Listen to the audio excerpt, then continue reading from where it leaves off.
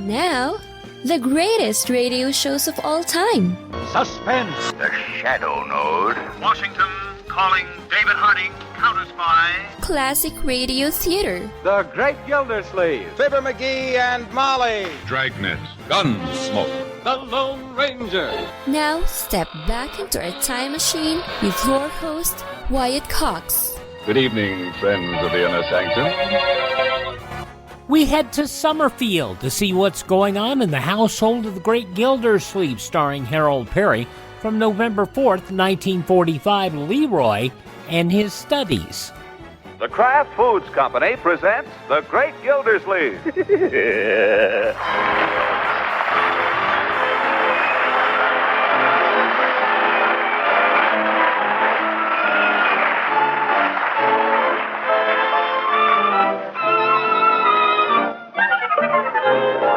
It's The Great Gildersleeve, starring Harold Peary, brought to you by the Kraft Foods Company, makers of Parquet margarine and a complete line of famous quality food products. Now let's join The Great Gildersleeve. But first, let's decide which Gildersleeve we want to join. For Gildersleeve is a man of many sides.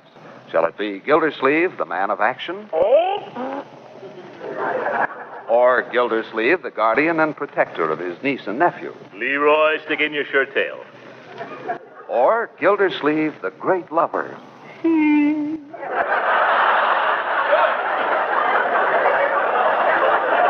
No, let us drop in on still another Gildersleeve. The Gildersleeve the world knows as Summerfield's water commissioner, the big shot in his private office in the city hall. Gildersleeve, the executive. Wonder what time it is. 5:15? Must be later than that. Oh, Bessie! Bessie! That Bessie, I'm going to have to let her go. Bessie! Did you call me, Mr. Gildersleeve? That I did, Bessie. What time is it by the clock out there? By the clock? 5:15. Oh, well, all right. Certainly feels later. Have you taken care of these things, Mr. Gildersleeve? I'd like to clear up your desk a little. Yes, it's a mess. How do you expect me to get any work done, Bessie, when you leave papers all over my desk? Oh, I'm sorry, Mr. Gildersleeve. You told me to leave all those folders on annual rainfall so you can use them in your budget report. Oh, rainfall folders. Oh, that's what these are. But what's all this pile here? Oh, those are the monthly financial reports for 1945. You asked for them last week. I wonder what for. Yes, sir, I wondered myself. Well, take them away till I think of it. Yes, sir. What's all this stuff over here? Oh, that's your immediate file, Mr. Gildersleeve. Immediate? Getting a little behind on that, aren't we? Yes, sir. Well, no time like the present, Bessie. Let's just wade through this pile and clean it up. Now? Yes, now. Put that other stuff in the files and then bring your book. Yes, sir. Let's see here. State Association of Water Commissioners. Dear Mr. Gildersleeve, we're making a survey to determine the average power input of municipal pumps in this state. If you could get these figures from your engineer sometime in the next few days and forward them to us promptly, we'll be greatly obliged. Yours truly. Bessie, oh, you're here. Call Charlie Anderson out at the reservoir, please. Yes, sir. Take this, Bessie, while you're waiting. State Association of Water Commissioners, dear sirs, in reply to yours of August 10th. Hello, Mr. Gildersleeve calling. Thank you, Bessie. Hello, Charlie. How's it going? Well, never mind how it's going. I want you to give me some figures. What's the power input on our pump out there? No, Charlie, that's no attitude. You mean you don't know? Then figure it out and call me back. It's not a waste of time. It's very important. And if you... Hello? Oh, hello? He hung up. Why, George, if I knew where to find another engineer. But I don't. What have you got there, Bessie? In reply to yours of August 10th. August 10th. Well, the survey must be over by now. Throw that away, Bessie. We'll tackle something else. Yes, sir. Let's see. What's this one? Oh, yeah. Mrs. Joel Todbinder. I can't believe I used the amount of water for which you have billed me during the month of September. Kindly explain. Oh, there's 4 or 5 letters like that. There are? These people think we do. Make up meter readings out of our heads? Take this. Dear Mrs. Todbinder. Several of these, you say, Bessie? Yes, sir. Then we ought to have a form answer for it. I'll make up a form letter, and you can send it to all these people. Yes, sir. But I'll do it tomorrow. Anything else that's pressing? Well, the whole file requires immediate answers, Mr. Gildersleeve. Well, we made a good start on it, Bessie. I doubt if we could finish it tonight anyway. Suppose we get at it bright and early tomorrow morning. Yes, sir. What time is it now, Bessie? Well, my watch says 5:15. Then your watch is slow. It's 5:15, 10 or 15 minutes ago. Time to close up, Bessie. If you say so, Mr. Gildersleeve. I do say so. But bright and early tomorrow, Bessie. Bright and early tomorrow.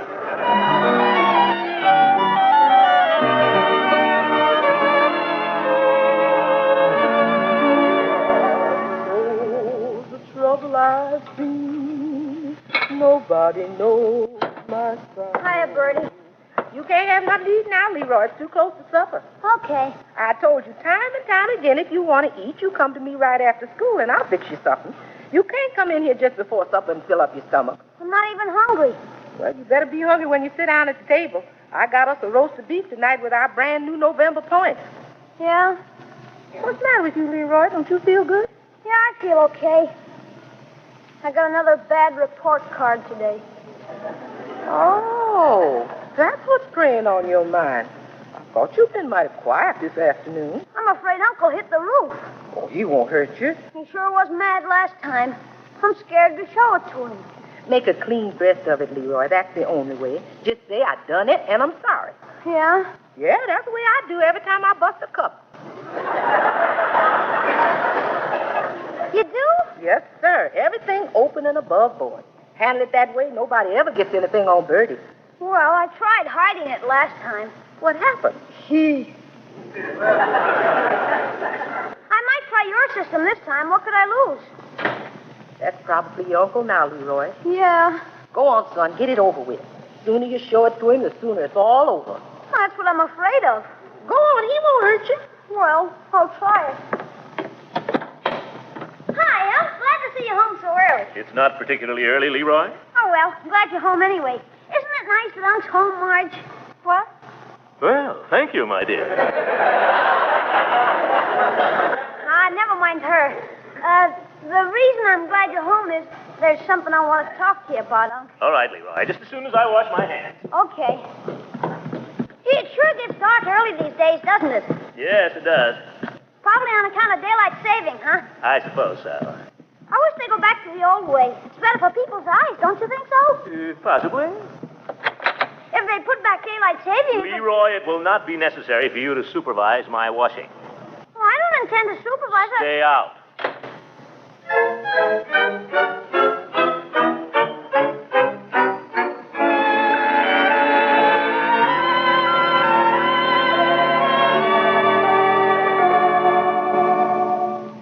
Now, Leroy. Oh, did you have a nice wash? Yeah, fine, thank you.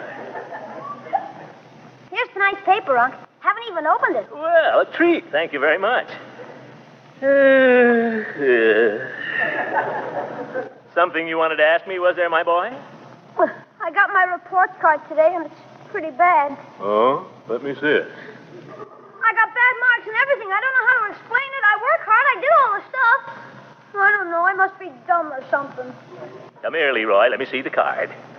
Yes, sir?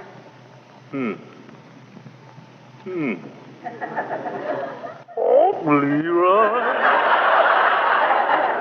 Isn't it terrible, Unc? I feel pretty bad about it. Huh? I got my report card today, and I did swell and everything. Shut up, will you?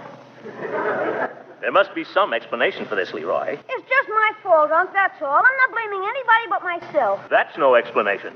I never had any trouble when I was in the B7. All that stuff is easy. Marjorie, I think you better leave this to me. Yeah. Well, all I know is anybody that tries can learn that stuff in their sleep. In his sleep, and I will handle this, please. Leroy, this is, well, it's very serious. I know it, Unc. I sure hope I can do better next month. Yes. Well, I'm sure that I just have to work harder than ever, that's all. Are you kidding? Now, Marjorie, let's not assume Leroy is insincere. I believe your brother is ready to turn over a new leaf. I think we should help him. That's right. If you buckle down and work hard, my boy, you can show improvement. You're not stupid. I should say not. Only all the stuff is so hard. It's over my head. It's not really, my boy. Not if you understand it. Perhaps I can explain some of it to you. Could you, Unc? Help you every night of the week if you want. Gee, that'd be super, because I really got a load. Monday night I have to do English, and Tuesday night is my arithmetic night, and Wednesday is history. Don't tell me anymore, Leroy. You'll talk me out of it. This looks like one of my bad weeks.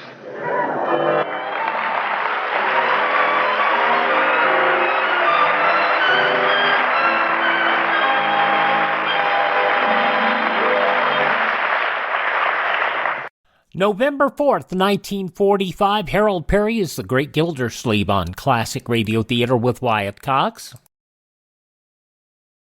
Thanks for tuning in to Classic Radio Theater with Wyatt Cox. From November 4th, 1945, back to Harold Peary and The Great Gildersleeve.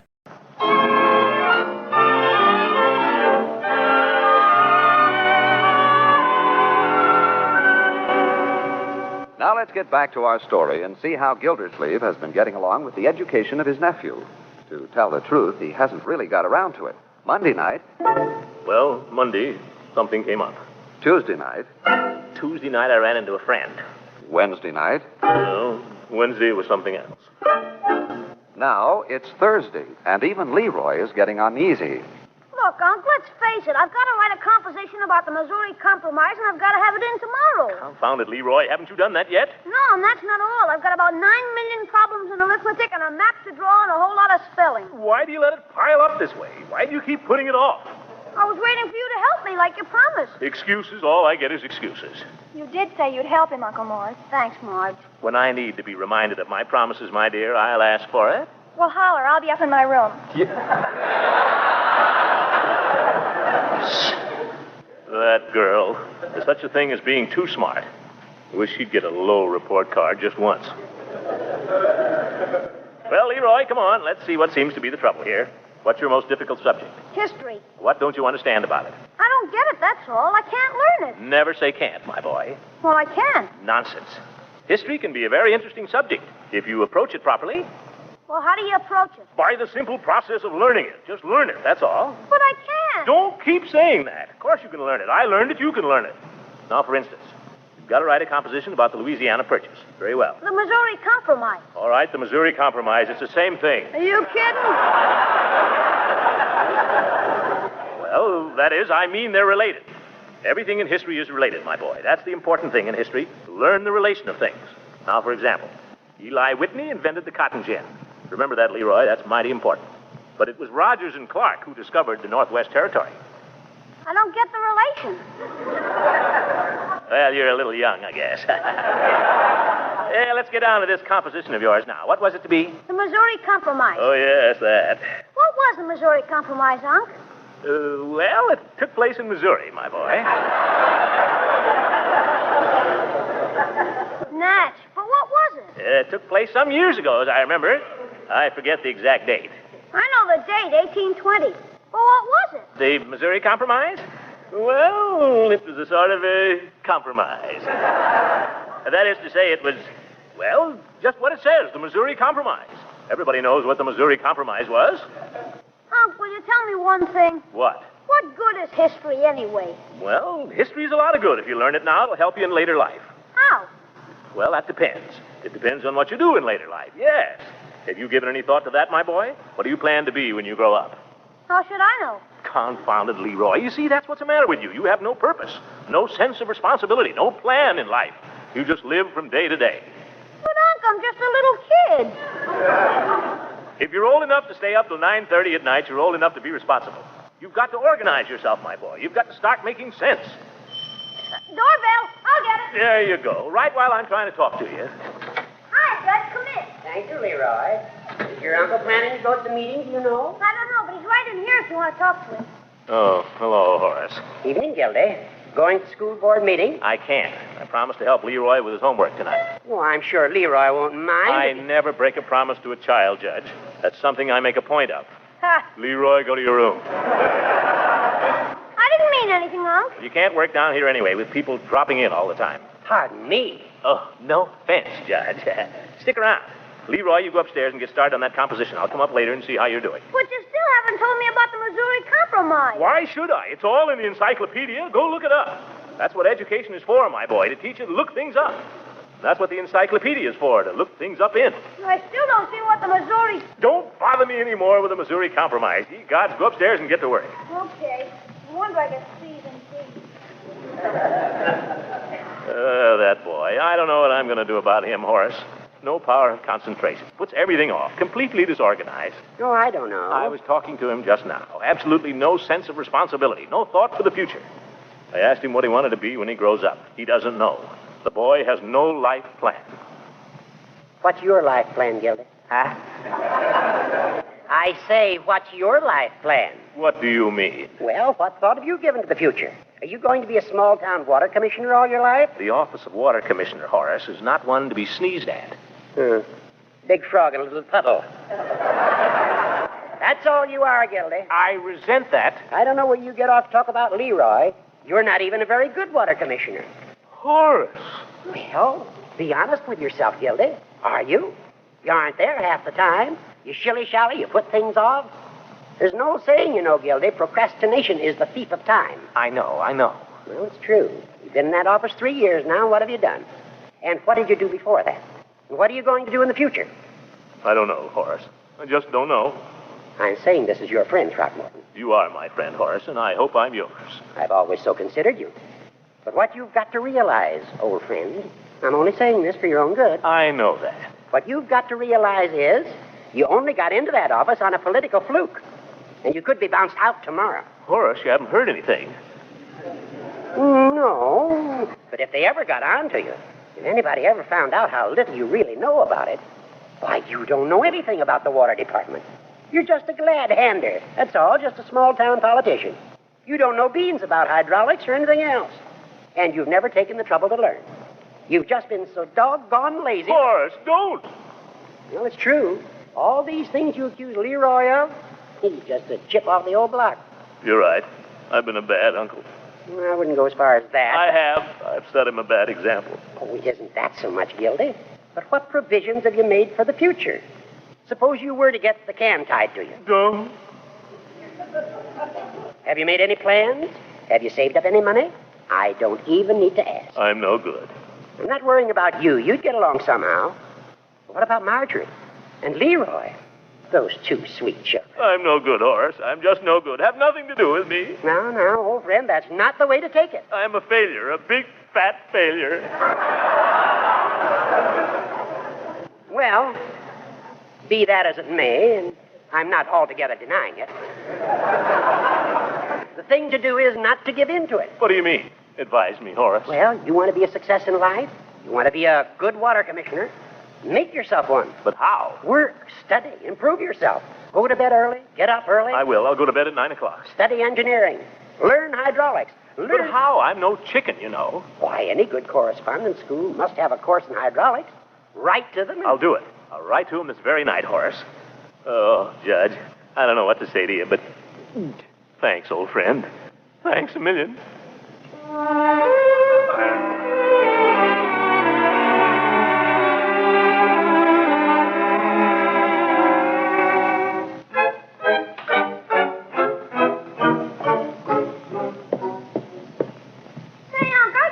Anything in here about the Missouri Compromise? I looked under history and all it says... Don't bother me with your problems now, my boy. I have problems of my own. Well, for cat's sake. Bertie, Marjorie, where's last Sunday's paper? Last Sunday's paper, you say, Mr. Gildersleeve? Yes.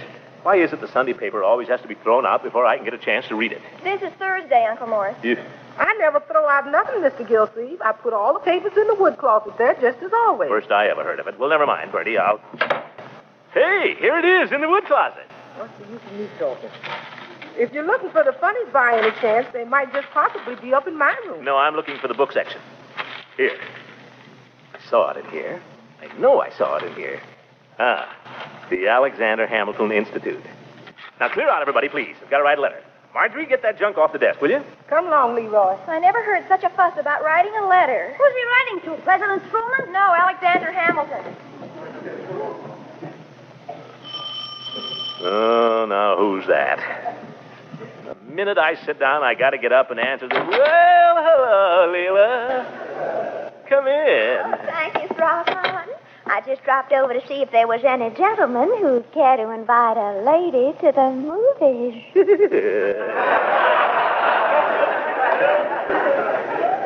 Gee, I'd like to, Leela. They're showing Romance in the Rain. Oh, well, I'd love to go, Leela. The only thing is, in the first place, I've already seen the picture. Oh, did you see it alone? Or... No, I saw it with somebody. Oh. How did you like the picture, Throckmorton? Well, tell the truth, I thought it was a little shallow, Leela. Oh, you went with Miss Goodwin. Well, you wouldn't mind seeing it again, I'm sure. Oh, always think what you get out of a picture depends so much on who you see it with, don't you? You bet. I'd love to go, Leela, but you see, I've got to write this letter, and I promised myself I'd get it off this evening. Oh, an old letter. Well, it's kind of important to me. You see, it's kind of a test, Leela. Of myself, I mean. I promised myself that for once I'd do something and stick to it. Doesn't sound good for Gildy. November 4th, 1945. Harold Peary, The Great Gildersleeve on Classic Radio Theater with Wyatt Cox. Quick break for these very important messages from your favorite radio station.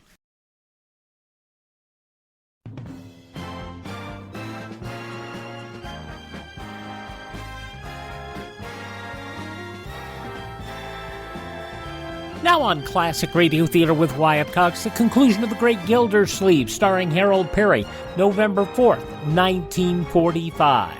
You know, Throckmorton, I don't think you like me anymore. Oh, but I do, Leela. Really, but you just don't understand. Well, not if I practically throw myself at you and you tell me you have to stay home and write a letter to somebody else. But, Leela, I'd like to, but...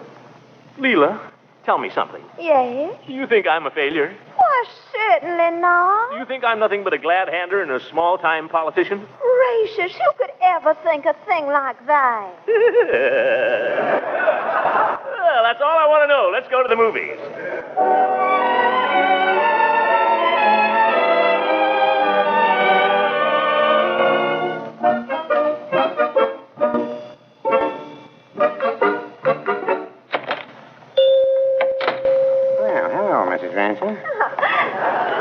Good evening, Mr. Peavy. Mr. Gildersleeve, well. Hello, Peavy. Out for a little constitutional, you two? No, we've just come from the movie. Oh. Mrs. Ransom thought she'd like a hot chocolate. It's so cold out. It is a little chilly. I'll just warm it up a little. Won't take a minute. Something for you, Mr. Gildersleeve? No, thanks, Peavy. Nothing. Well, it's not like you, Throckmorton. You sure? Peavy, if you should see Judge Hooker, I'd be grateful if you didn't mention to him that you saw me this evening or that I went to the movies.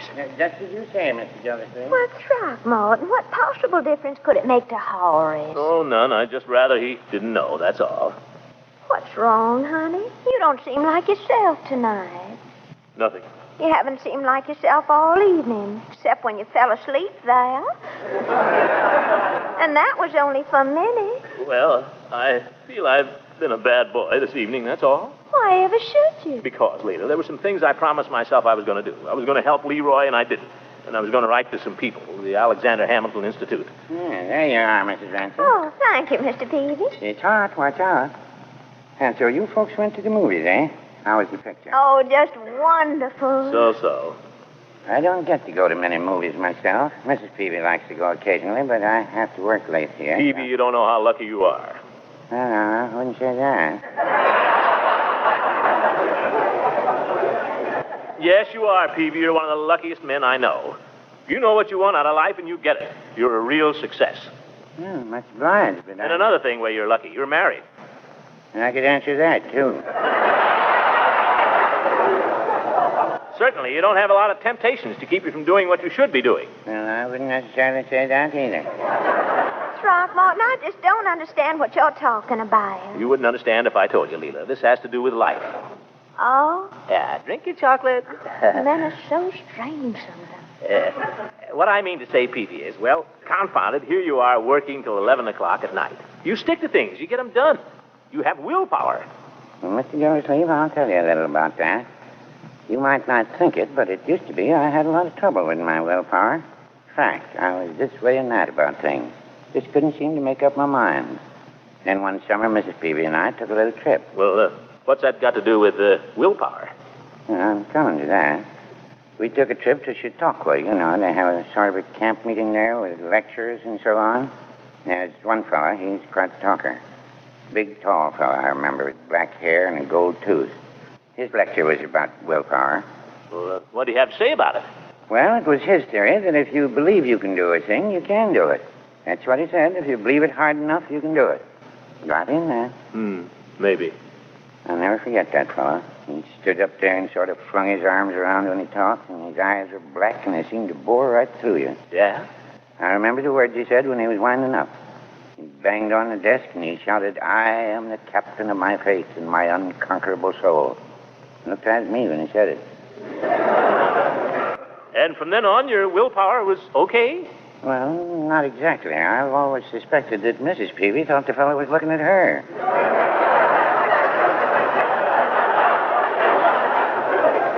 Because if there was ever a woman with an unconquerable soul...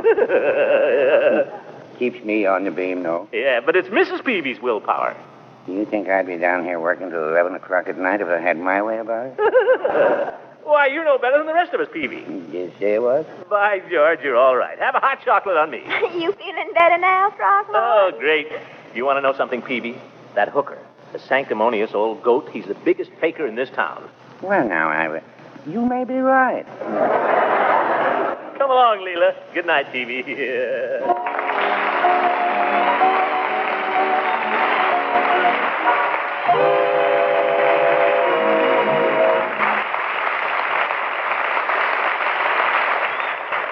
November 4th, 1945, The Great Gildersleeve on Classic Radio Theater with Wyatt Cox. Now on Classic Radio Theater with Wyatt Cox, here's an episode of the soap opera Claudia. This episode originally broadcast October 4th, 1948. And now, Claudia. Claudia, watch how you hold David's suit. The trousers are dragging on the street. That's all right, Mama. We're on our way to the cleaners. I'll get my money's worth. The way cleaners clean these days, I wouldn't allow anything to get dirtier than absolutely necessary. You know, I said a dress spotless the other day, and it came back with 3 spots. That's a pretty good score. David would like to get the suit back by the weekend, Mama. Do you think I dare tell them? Not a chance. Say, what time is it, Mama? 6:30. Gosh, almost time to meet him at the station. Weren't we bright to park the car there? Mama, can you believe it's November? Claudia, your conversation's getting more like a Mexican jumping bean every day. It's my mind, Mama. It works faster than my tongue. Nothing works faster than your tongue. Hey, look who's down there. See in front of the bakery? I don't see anybody. It's Jessie Mason, Mama. And who is Jessie Mason? It's her husband who ran into David's car. Oh, poor thing. She's a nice-looking woman. She certainly doesn't look like herself. Or on anybody else, that'd be a catty thing to Oh, say. you think I haven't got enough sense to be a cat? No, not enough pettiness. Mrs. Brown, do I detect a compliment? You do not. Well, I certainly didn't expect one. Well, Mrs. Mason certainly looks different since I met her in Dr. Barry's waiting room. The morning of the accident. She sees you. I'd love to talk to her. But I'll never get to the cleaners and be on time to meet David's train, too. Oh, hello there, Mrs. Norton. Hello, Mrs. Mason. I thought it was you. Good to see you.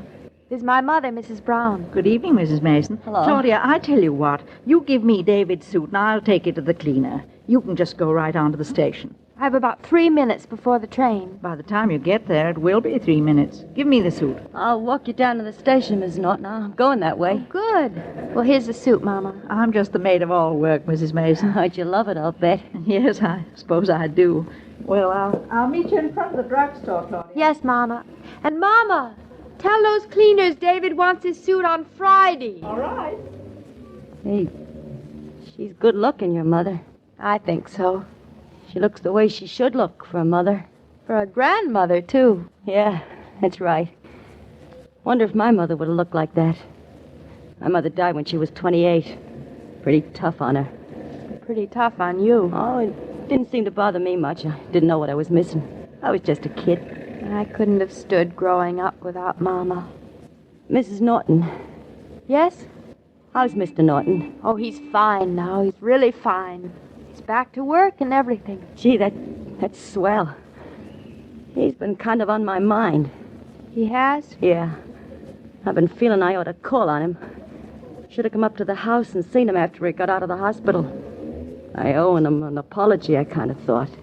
You owe David an apology? Yeah. Well, if it weren't for me, he wouldn't have ended up in the hospital, nearly getting himself killed. I don't see how you had anything to do with it. Well, George was my husband, wasn't he? Oh, he wasn't much of a guy, and I didn't think very much of him, but his name was Mason. It's my name, too, so I figured I kind of owed Mr. Norton an apology for George. Well, David's all right now. And you don't hold anything against me? Against you? Of course not. Look, none of this was your fault. The fact that Mr. Mason ran into David's car on a rainy morning? George was drunk. I know. Yeah, he was drunk at 8 o'clock in the morning. Gets himself killed and leaves me a widow. But he's dead now. So what's the use of holding it against him either? Well, David's not bitter, and neither am I. Oh, I sure am relieved that everything turned out okay for you. So am I. Yeah. Poor old George. He sure made a mess of things. I guess I wasn't much of a help, but I got so fed up. All I wanted to do was have my fun and call it a day. So, now George is someplace, wherever they go when they're dead. Here I am. Funny, ain't it? It's awful. No, it's not so bad. I understand you've taken a job. Yeah. I'm a companion to that blind lady who lives up the hill. Such a beautiful house. And she can't see it. No one has everything. Some of us do. You just think so. You know, I didn't realize you were so young. Well, I'm not as young as I used to be. And I don't mean just hours and days. Yeah, that morning in Dr. Barry's office, I didn't realize you were so young.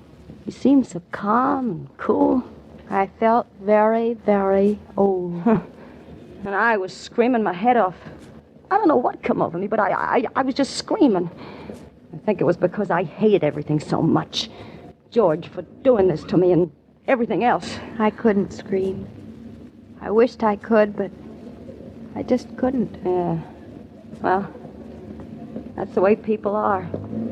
One person screams out of hate, and the other just keeps quiet out of love. You'd think it would be just the opposite, wouldn't you? Mrs. Mason, David and I were wondering if you'd come up to the house sometime. We'd love you to see the baby and have you visit us. You mean you want me to come up to your house? We certainly do. Well, it sure is nice. I don't know if you'd have the time. Do you think you would? Time's one thing I got plenty of. Yeah, I got time. I only work 8 hours of the day, and that leaves 16. Oh, I got time. Well, then it's settled. Oh, there's a station. David will be coming in on the next train. There's a train that comes in for you every day, isn't there? Yes, the 6:35. Well, I hope it keeps coming for a long time. The 6:35. Regular as a clock. Well, it's nice to have seen you, Mrs. Norton. Yeah, I'm sure glad everything turned out okay. Where can I call you? Oh, same house. It's in the book. That morning you said you were going to sell your house and move away, start all over again. No, I didn't sell it. I didn't move away either. Somehow I just kind of thought I'd like to hold on. Well, I'm glad you did. Don't you want to wait now and say hello to David? No, not now. It's your train coming in. I'll just amble along. I want to buy a chop before the butcher closes. Funny, buying just one chop. Well, I'll see you, Mrs. Norton. We'll call you. Oh, there's my train.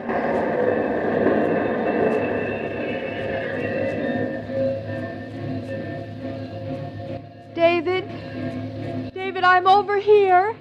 Well, this is my wife. None other. And right here when the train pulled in, the 8th wonder of the world. Don't I get a kiss? Hello, darling. With all these people around? Well, I'm your wife. It's expected. Oh, David, it's so good to see you. Claudia, you're choking me. What kind of a day did you have? Is your head aching? One question at a time, please. Are you glad to be home? The air was heavy all day with the smell of burning leaves. I missed you so. Hey, what's going on here?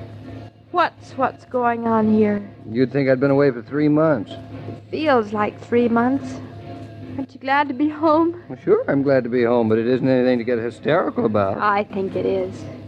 David, are you tired? No, I'm not tired. Did you work hard? I'm so used to having you home, the days just seem endless now. Well, a confession of love, huh? You haven't kissed me yet. Wait till you get into the car. That's what you always say. Wait. Mama's right over there between two station wagons, and we're going to pick the car up in front of the drugstore. I don't see Mama. I meant the car. Oh. Say, you're a little mixed up tonight. I'm not mixed up. I'm not mixed up at all. What kind of a day did you have? You've asked me that 5 times. A perfect, simple, average day.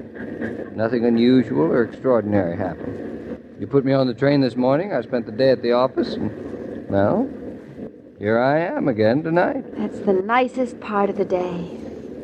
Oh, David, don't ever leave me. I won't. Not until tomorrow morning. Not until the 8:12. I mean, really leave me. What makes you think I will? Well, I don't think you will. I just hope you won't. You're not making much sense. Oh, that's what you think. Here's the car. Well, you parked it pretty well. Did you really park it in this narrow space? I got here first. I cannot tell a lie. The other cars climbed in afterwards. Mm-hmm. I was here early because of Mama and your suit. They're at the cleaners. Well, I certainly hope that Mama will be ready by Friday. She's telling them you want her by then. Well, that ought to do it. Yes. You drive, darling. We'll pick her up. I'll push over. Hey, careful you don't hit your head getting in. You, wait a minute. You mean you want me to drive? You want to drive, don't you? Well, this is so sudden. For the past few weeks, you'd raised all sorts of objections. No objections. If you want to drive, there's no reason why you shouldn't. Claudia, are you sure you're feeling all right tonight? I'm feeling wonderful. If you get a pleasure out of driving the car, you go right ahead. Every little pleasure counts. Since when? Since always. Come clean. Since when? Since Jessie Mason was on the way to buy one chop. I was carrying your suit. One single little chop for her dinner. Say that again. Oh, David, hold me tight. Darling, is anything wrong? You look frightened. You're shaking. Come on, tell me what's up. Nothing's up except you're home, and it must be terrible to be a widow. Oh, so that's it. Jessie Mason and the one chop and widowhood. How did she look? She looked all right, but she's lost her husband. No matter what he was like, when she had him, she wasn't alone. And neither are you. Neither am I. Oh, David, now everybody's gone from the station. We're practically alone. Mm-hmm. We are, practically. Lean over, Mrs. Norton. There's something Mr. Norton wants to say to you. Say it, David. Hello, darling. Whether you do your marketing on foot or by car, it can become a chore unless you relax and take it easy. One good way to do that is to pause and refresh with ice-cold Coca-Cola. You'll probably find a Coke cooler right in your own food store. When you see that friendly red cooler, step up, drop in a nickel, and continue your shopping refreshed. Mr. King. Oh, yes, Mrs. Brown. I'm sorry I seem to be always interrupting you, but since you know all the answers... What answer do I know now? Did Claudia meet David at the train on time? She most certainly did, with arms and heart wide open. Good. I was afraid she'd be delayed. Meeting Jessie Mason didn't delay her. It just made her want to get to David faster, I think. She's a funny child. And say, I understand David's taking Claudia to a football game Saturday. Between you and me, Mr. King, Claudia's not very anxious. I don't blame her. I don't like football either, not at all. Well, that is too bad, Mrs. Brown. That is too bad. I don't like your tone of voice when you say that, Joe. Well, that's not the half of it. But before I tell you more, Mrs. B, let me take time to say that every day, Monday through Friday, Claudia comes to you transcribed with the best wishes of your friendly neighbor who bottles Coca-Cola. So listen again tomorrow at the same time. And now this is Joe King saying au revoir. And remember, whoever you are, whatever you do, wherever you may be, when you think of refreshment, think of Coca-Cola. For Coca-Cola makes any pause the pause that refreshes. And ice-cold Coca-Cola is everywhere. This broadcast of Claudia was supervised and directed by William Brown Maloney. November 4th, 1948, Claudia here on Classic Radio Theater with Wyatt Cox. Thank you for making us a part of your day. Would you thank this station and support our advertisers? It is their kindness and courtesy that allows us to be with you each and every time you roll around here on your favorite station. Now, if you miss a day, you do not have to miss a single show. All of our shows are available on demand at classicradio.stream. That's classicradio.stream. You can stream our shows. You can learn more about building a classic radio collection.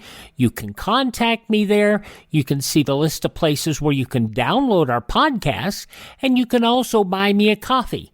The best part about buying me a coffee is that goes to help us build additional classic radio theater programs to our collection. Thanks for spending part of your day with us. Tell all your friends that great radio shows are right here at this spot on the dial. Classic Radio Theater with Wyatt Cox on your favorite radio station.